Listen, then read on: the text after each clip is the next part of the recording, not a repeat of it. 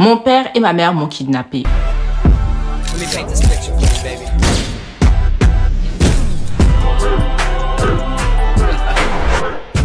La suite.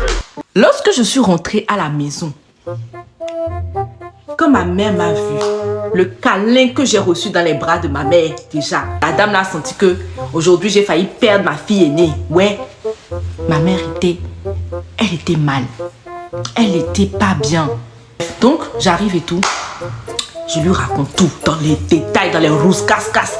Quel habit il avait porté, quel pantalon, quelle chaussure, quelle coiffure. Les cheveux de sa barbe étaient comment. Tout. La teinte, la couleur de la voiture. Tout. J'ai tout dit à ma mère. J'ai tout dit. Le surveillant même qui m'a envoyé là-bas, là, j'ai tout raconté.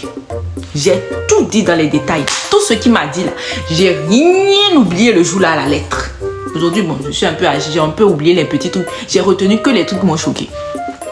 Donc, j'ai tout raconté à ma mère. Quand je racontais à ma mère était comme ça. Et elle était comme ça. Je ne savais pas que ce silence-là, ça préparait quelque chose de dangereux. Elle était en mode, ok, tu veux la guerre, bitch? Tu vas l'avoir.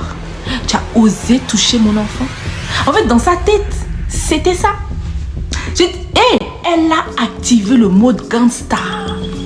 Quand ma mère active le mode gangsta, le mode... En fait, elle, là, je la soupçonne même guadeloupéenne, pas trop, hein, jamaïcaine. En fait, elle a activé le bombo clat mode. Bombo clat mode, c'est ça qu'elle a activé. Donc, elle était là, me regardait, elle m'écoutait.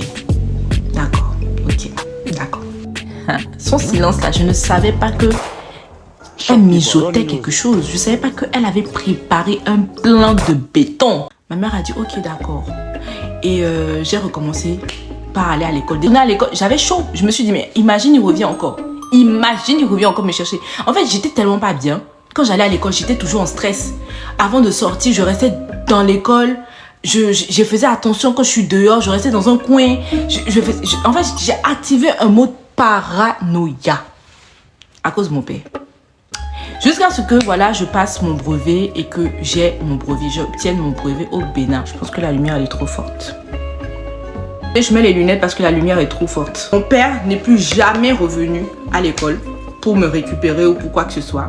Jusqu'au fameux jour où ma vie a basculé. Un jour, pendant les vacances, je venais d'avoir le brevet, tout ça. J'étais là avec mes amis, je faisais mes plans. On va aller à la piscine, on va faire ceci, on va faire cela. J'organisais toutes mes activités dans ma tête. Sans savoir que ma mère avait décidé autrement. Un jour, je suis là tranquillement à la maison. Ma mère me dit, oui, préparez-vous, on va aller au Festival des Glaces. Les festivals des glaces, c'est un peu comme genre un restaurant à Gendas. Genre, il y a des glaces, il y a des gâteaux, des trucs comme ça. On est des enfants, bien évidemment que c'est les genres de choses qu'on aime. Donc ma mère me dit ça et tout, préparez-vous les enfants et tout, on va au Festival des Glaces. Moi, je me prépare. Faut savoir que ma mère, elle avait déjà tout acheté, nos vêtements, des chaussures et tout. Donc moi, je me suis dit que tout ça là, c'est la joie du brevet. Elle m'a acheté des vêtements, des trucs parce que voilà, je venais d'avoir des brevets, c'était tout ce que je méritais.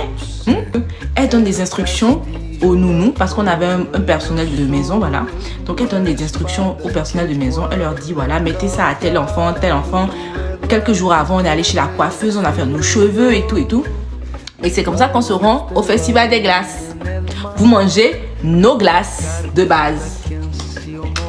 Donc, c'est pas on finit de manger nos glaces, on doit rentrer à la maison. On demande à maman maintenant, maman, on va où? Elle ne répond pas. Je vois que maman prend la direction de l'aéroport. Maman, on vient chercher qui ici? Maman, on fait quoi à l'aéroport? Elle ne répond pas. Elle descend de la voiture. Elle fait descendre les valises. Je dis, maman, on vient chercher qui? Maman répond, non? Maman vient faire quoi ici? Elle ne répond pas. Par hasard, le jour où je partais, mon père m'a appelé des centaines de fois. Je ne sais pas par quelle magie le monsieur là a su que j'étais sur le point de voyager. Mais il n'a pas arrêté de m'appeler. Non, en fait, maintenant que j'y pense, il y a des choses que je n'arrive pas à comprendre. Il y a des trucs, c'est trop synchronisé en fait. Je me dis à quel moment lui il est au courant. J'avais peur que ma mère me prenne pour une balance ou une snitch. Ou quelqu'un qui raconte sa vie en fait. En fait, je me suis retrouvée dans un climat où j'étais en deux. J'avais peur. J'avais vraiment peur. On est à l'aéroport.